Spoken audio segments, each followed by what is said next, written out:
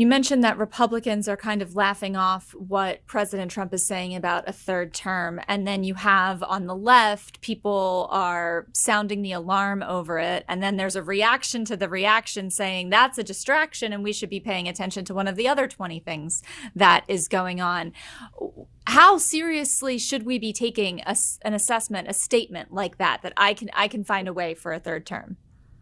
Well, I mean, we should take it seriously because it precisely represents a pattern, a metastasizing pattern in his rhetoric that we've heard ever since he became president, right? First, he would kind of giggle about it, kind of hint at it, and then he would kind of hint a little more strongly, and now he says it explicitly, and now you have Republican lawyers, looking at, maybe like subtle differences in the Constitution between, what the qualifications to serve as president and run as president are, right? So now we're kind of like in the let's get the lawyers after it, which again, has its precedent. I mean, there were a lot of things that were considered illegal, and then Bush's lawyers, people who still, are quite successful within the establishment firmament, like John Yoo, saying, no, we can rewrite this in a way that makes it legal, right?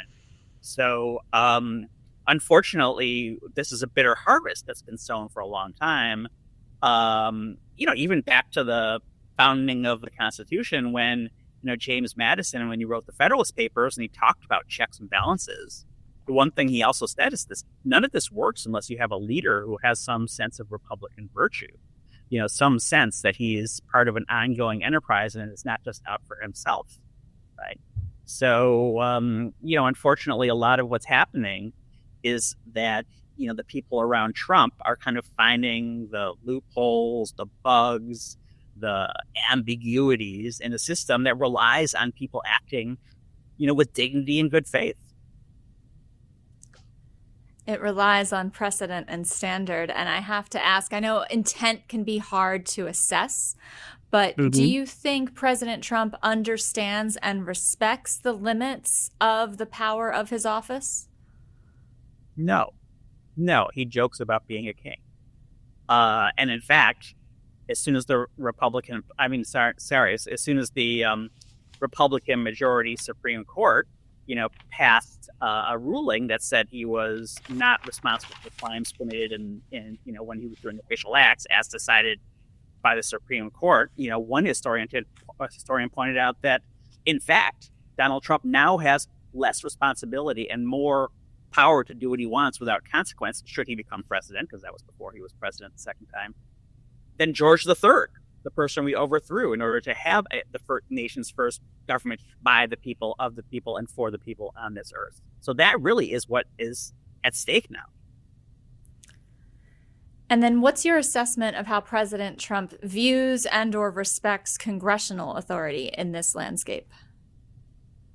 He doesn't respect any authority but his own.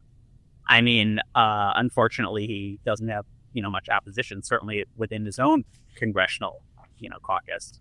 But, a lot of people on the left who were pointing out that, what we have isn't really authoritarian government yet because Republicans in Congress disagree on so much, right? And they're not able to do things like, have an effective speaker election or get enough votes to get what they want.